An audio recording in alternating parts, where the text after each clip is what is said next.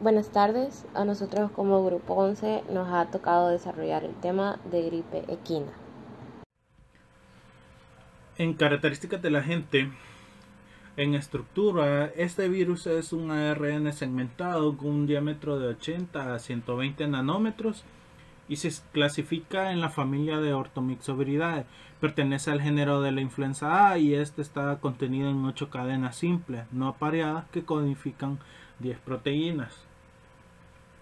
En la infecciosidad, este tiene una gran capacidad de mutación, una gran capacitación de recombinarse y también tiene un amplio espectro entre las vías respiratorias.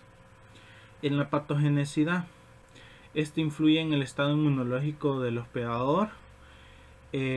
También tiene predilección de las mucosas conjuntival, respiratorias y hasta intestinal.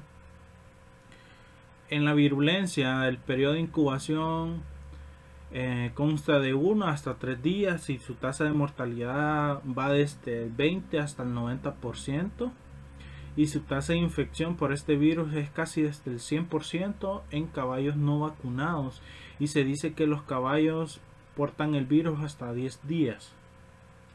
En la inmunogenicidad, este presenta bajos anticuerpos y a la vez tiene una respuesta humoral y celular, y después de pasar la enfermedad sus anticuerpos aumentan y su respuesta humoral.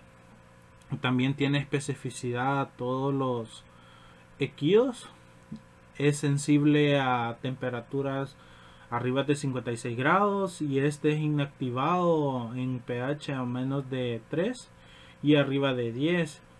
También es sensible a químicos como por ejemplo el éter, el cloroformo, el propiolactona hasta el 0.4%.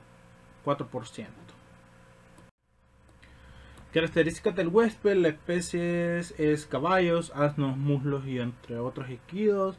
En edad, sin diferencia de susceptibilidad, aunque algunas literaturas mencionan que de 1 a 5 años son más susceptibles a la enfermedad. Sexo, sin diferencia, igual raza, sin diferencia, igual fin técnico. En estado fisiológico, nada más en inmunidad artificial adquirida a través de vacunas. En características del medio ambiente, en el estado físico, pueden soportar temperaturas extremas y puede suceder en toda época del año.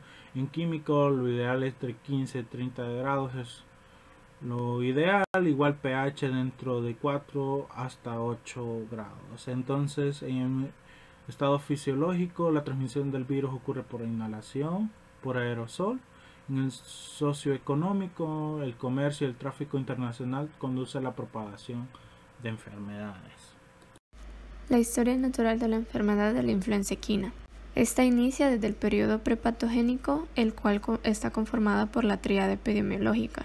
Comprende el virus de la influenza equina, que es el agente causal, el hospedero, que son los equinos, asnos, mulas y cebras, y el ambiente, el cual está conformado por temperaturas extremas en toda la época del año. Luego continuamos en el periodo patogénico. Este inicia en las fuentes de contaminación y fuentes de infección. Como fuentes de contaminación podemos decir que son las excreciones en grandes cantidades del virus en las secreciones nasales, que estas se van a propagar 48 horas posinfección. Estas se dispersan en forma de aerosol al toser. En cuanto a la fuente de infección, esta se transmite por vías respiratorias e indirectamente por personal, vehículos y fómites. También con cubos de alimento y de agua, equipos de arreo e incluso ropa contaminadas con el virus. A la infección, la partícula vírica penetra a la capa de mucus en la superficie celular y estaba destruyendo las glicoproteínas de la membrana para así poder conseguir un acceso al interior de la célula, y ahí es cuando se empieza a replicar. Como mencionamos anteriormente, los animales susceptibles son mayormente los caballos que tienen entre 1 a 5 años de edad, y también afecta a equidos de todas las razas y edades, también asnos, mulas y cebras. El periodo de incubación puede ir de 1 a 3 días, pero en caballos muy susceptibles el tiempo es inferior a las 24 horas. La propagación del virus a través de secreciones nasales suele comenzar alrededor de las 48 horas posteriores a la infección y por lo general esta dura entre 6 a 7 días. Los animales infectados pueden expulsar el virus antes de manifestar síntomas clínicos y la enfermedad se propaga con rapidez y puede provocar brotes explosivos. El virus básicamente se extiende rápidamente por todo el tracto respiratorio y va dañando las células epiteliales y causando erosiones focales, especialmente en la tráquea y bronquios. Las formas de resistencia son las células epiteliales ciliadas del tracto respiratorio superior e inferior junto con el aparato mucociliar. En cuanto a la inmunidad está la activa natural, que es por enfermedad, activa artificial por vacunas, pasiva natural por calostro transplacentaria y pasiva artificial por suero hiperinmune. Y en cuanto a las últimas consecuencias, tenemos infecciones bacterianas secundarias, portadores y la muerte. Hablando un poco sobre la infección bacteriana secundaria, aquí los caballos infectados por el virus de la gripe equina se vuelven susceptibles a la infección bacteriana secundaria y pueden desarrollar una rinorrea mucopurulenta, lo que puede inducir al diagnóstico de una enfermedad bacteriana y pasar por alto la verdadera causa subyacente. Comúnmente las complicaciones son a causa de las infecciones bacterianas secundarias. En cuanto al portador, este puede tomar hasta 6 meses en eliminar completamente la enfermedad y mayormente las muertes ocurren por la secuela de neumonías, no tanto en sí de que el virus sea altamente mortal. En cuanto a las actividades a realizar en la investigación epidemiológica, tenemos la notificación a las autoridades competentes, ya que en caso de detectar equinos con signos compatibles con influenza equina, se debe de avisar de manera inmediata al MAG, ya que es una enfermedad de denuncia obligatoria. Ellos se encargarán luego de ver si es confirmada, de notificar a la OIE. Como segundo punto tenemos la aplicación de cuarentena precautoria. Consiste en el aislamiento físico de los animales sospechosos a fin de minimizar la difusión de la enfermedad, impedir el acceso común a los pastos, así como evitar que compartan bebederos y comederos con otros animales clínicamente sanos. Además, se minimizan los movimientos desde o hacia la explotación sospechosa, especialmente en caso de no poder materializar un aislamiento efectivo de los animales con síntomas. Y como tercer punto, se confirma la ocurrencia de un brote. Se debe de verificar el diagnóstico de los casos notificados de donde se genera la sospecha del brote. La súbita y explosiva aparición de una tos frecuente y sonora en varios animales y una infección localizada en las vías respiratorias anteriores con estados febriles hace sospechar de un brote de influenza equina. Además, se tendrá en cuenta la época del año, ya que esta infección viral es más común en los meses de invierno. Para confirmar el diagnóstico puede aislarse el virus a partir de muestras tomadas con hisopos de la zona nasofaríngea en el curso agudo de la enfermedad. Para serología deben enviarse sueros pareados tomados en los primeros días de iniciada la enfermedad y 20 días más tarde, donde se evidenciará un incremento en el título de anticuerpos y hasta 5 veces en los casos positivos de influenza. Se utilizan las pruebas de inhibición de la hemoaglutinación y de fijación de complemento. La prueba de ELISA permite establecer un diagnóstico rápido de esta virosis respiratoria.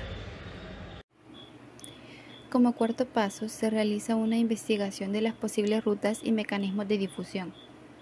Se realiza una encuesta epidemiológica, detallando datos relativos al censo, identificación individual de los animales sospechosos, y se tomarán en cuenta datos generales de la explotación y la anamnesis, detallando síntomas y lesiones presentes en los animales y cuántos de ellos los presentan, la fecha del comienzo de los signos clínicos y la edad de los animales infectados. Además, se indagarán los movimientos y el posible origen y difusión de la enfermedad. En este punto se investigará si ha habido algún caso en los alrededores o en explotaciones epidemiológicamente relacionadas, indicando la distancia y la fecha en caso de ser afirmativo. Otro dato importante a tomar en cuenta es si se han realizado salidas o entradas de equinos desde o hacia la explotación en las últimas 2 semanas. En caso afirmativo, se debe de indicar la fecha y las explotaciones de procedencia y destino de los animales, así como la identificación de los animales. Se tendrán presentes datos relevantes como el registro de la entrada y salida de vehículos a la explotación y la entrada de personal y de médicos veterinarios en los últimos 15 días. Como quinto paso, la evaluación de las medidas de bioseguridad. Se deben de extremar las medidas de limpieza y desinfección en la explotación, como el uso de la vestimenta protectora limpia y calzado apropiado. Las superficies o el equipamiento contaminado con secreciones deben de ser limpiadas y desinfectadas. El uso de guantes de exploración limpios cuando se manejen pacientes sospechosos. Los bebederos y comederos deben de limpiarse y desinfectarse regularmente. Y los caballos deben permanecer tan limpios como sea posible. Se limpiarán sus cascos y las excreciones y secreciones que eliminan. Y además la limpieza del transporte de los equinos.